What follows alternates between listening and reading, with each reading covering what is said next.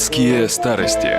В этот день 100 лет назад вятские газеты писали: Жители Вятки любили свой театр и с удовольствием посещали все спектакли. На очередной бенефис артиста зрителей приглашала газета «Вятская речь». Сегодня в городском театре состоится бенефис артиста любимого. Пойдет последняя новинка Императорского Московского малого театра «Большие и маленькие», поставленная в 50-летний юбилей заслуженной артистки Никулиной. В пьесе занята почти вся труппа. Роль гимназиста Мити исполнит бенефициант. Пьесу ставит господин Неволин.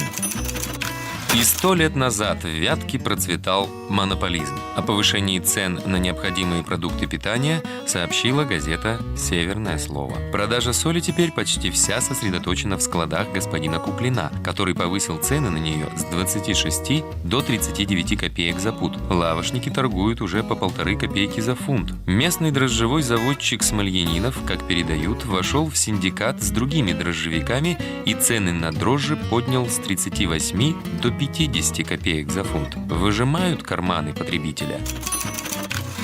Газета «Северное слово» на своих страницах сообщила о массовом увольнении железнодорожных рабочих. Из вятских мастерских Пермской железной дороги при станции Вятка-2, по слухам, увольняется 30 человек мастеровых вагонного цеха за неимением работы. В январе месяце поступило в ремонт только до 10 вагонов.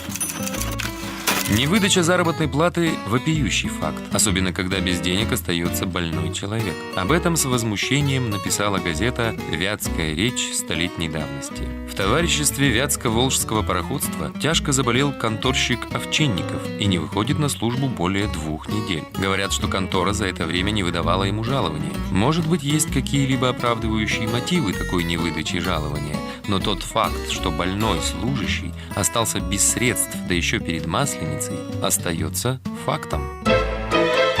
Вятские старости. Новости из прошлых столетий.